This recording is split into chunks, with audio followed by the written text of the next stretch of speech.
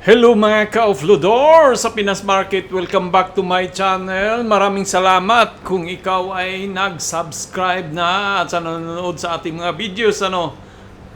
So, kung hindi ka pa naman nakapag-subscribe, huwag kalimutan mag-subscribe sa ating channel at pakipindot ng bell button. So, tulungan niyo ako na maabot natin ang 100 subscriber sa katapusan ng June. Yun yung target natin, kahit 100 lang sa katapusan ng June. So, pag-usapan natin ngayon ang RRHI na magkaroon na ng delisting, tender offer. So, mayroon ng tender offer si RRHI. So, nasa 46.15 siya. Kaya, kanina maraming nang nagbagsakan, parang nagbintahan na lang siguro. So, ito yung galing sa Call Financial to eh. So, tender offer announcement. So, si GE Holdings, ang may-ari din dito, sila si Robinson lang din, si Gokong Wei. So, kailangan nila mag-acquire sila ng 179 million. So, nasa 16.85% sa outstanding common share nila. Ito yung outstanding common share nila 1 billion 1,065. So, kailangan dito is magkaroon sila ng 1685. So, ito yung kailangan nila na maabot to sa panahon ng tender offer, So, tender offer price is 48.30 per share. Tapos, ang COL offer period is nag-umpisa noong May 26, matatapos naman sa July 2026 sa alas 12 ng tanghali. Tanghali yata to or dapat noon or gabi ba? Hindi naman pwede, midnight. So, alas 12 ng tanghali to. So, matatapos yung offer, So, dapat kailangan mo nang mag-decide ka ngayon kung ano ba ang gusto mong mangyayari. So, itong 48.30 mayroong asterisk na ang sabi, ang tender shareholder shall each be responsible for brokers, commission, cost, charges, blah blah blah, ano mga babayaran dyan, So, important, minimum condition for delisting. So, the bidder, para ma-delist si RRHI sa Philippine Stock Market. Nakalungkot na may alis. Imbisa na dadami yung mga company sa PSE, ang nangyari ay umaalis. So, kaya? So, hindi ba maganda pagka-manage ng PSE? Siguro. So, yan. So, the bidder, si GE Holdings, ay kailangan niyang makakuha nga nitong 179 million para matuloy yung delisting. So, isa sa requirement yan, itong tender offer. Kasi kung hindi, during sa tender offer, hindi maabot tong 179.6 million, ay hindi matuloy ang delisting. So, ang nangyari diyan, ibalik yung share tapos wala ng second round na offered. So, wala nang mangyaring tender offer. So, ang mangyari diyan kung ibalik, kung hindi matuloy, babagsak yung presyo, di ba? Kasi babalik doon sa dati siguro. So, dati dito yan sa 39 So, baka mahulog yan diyan kung hindi matuloy yung tender offer. So, parang mahulog din naman yan Tingnan natin. So, ano yung consequences kung madilis? So, kung madilis na si RRHI, tapos hindi ka pa nagbinta, hindi mo tinanggap yung tender offer, hindi mo siya ngayon bininta, yung share mo, mahirap na siya na ibinta.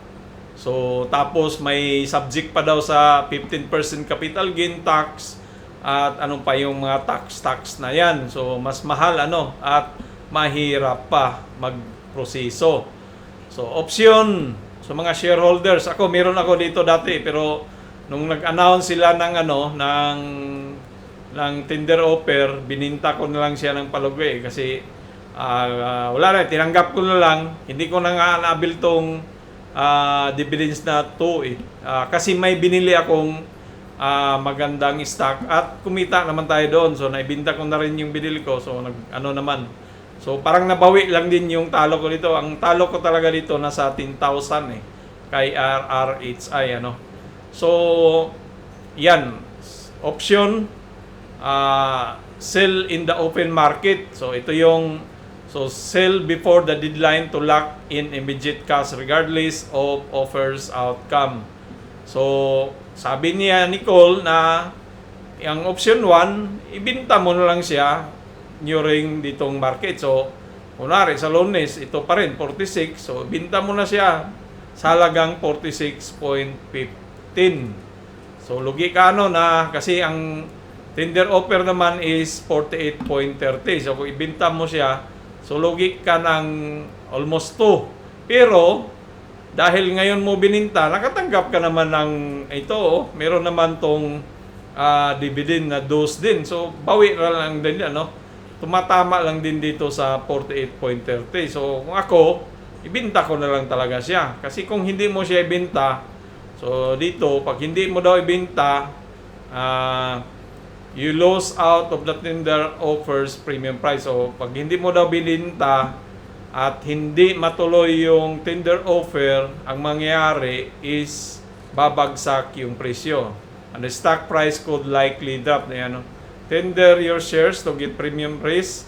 If the offer fails, your shares are returned and the stock price likely to drop. So kung ako, itong option 1 ang pipiliin ko So kumbaga hindi mo tanggapin yung tender offer.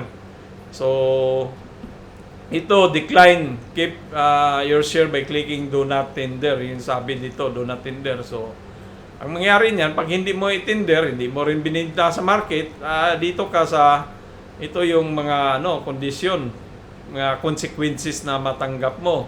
Napakahirap So kung maliit lang naman yung hawak natin, ba't na hindi ayaw ibinta So sa akin, bininta ko na, hindi ko na nga inabil yung yung sabi ko kanina. So these amounts, guidelines, so to participate, so yan, 12 noon, GTC sell offer, make sure ganon yung So dito yon, kung tender offer gusto mo, ito yung mga So yan, si RRHI, so kung ibinta mo siya sa Lunes 46, ang lang naman talaga dito lugi talaga kasi kung tingnan mo nga natin yung IPO yung IPO is saan ba dito sa taas siguro, so nasa 60 or 50 ba, so wala na, lugi ka na talaga kasi nasa 46 Yung maganda dito kumita yung mga yung dito bumili, sila yung kumita. Diba? Sila yung kumita. Kung above ka nitong presyo ng 46 o 48 na tender offer, wala. Talo ka talaga. So, wala tayong magawa. So, kailangan na natin mag-move on kasi ayaw na talaga ng mga may-ari na magpatuloy pa sila sa Philippine stock. Kasi sila yung nag-volunteer mismo so sana ang wala tayong magawa, ang gusto nga natin dumadami yung companies. So merong 300 yan sila, bawasan. So ang sana is abot pa ng 500 or 1,000 So pero wala kayang dapat merong mga mga plano itong PSE na paano makaakit ng mga iba pang companies na papasok sa public mag-open ng IPO. So wala, yun talaga clear, crystal clear 48.30 ang per share na tender offer kung tanggapin mo yung offer na yan. Kung hindi, binta mo siya sa 46, tapos meron ka namang natanggap na dose, so 48.15 din ang matanggap mo so kung hindi ay hindi matuloy ang tender offer, ang delisting, babagsak din to si RRHI. So babalik baka dito din sa baba yan, pupulutin.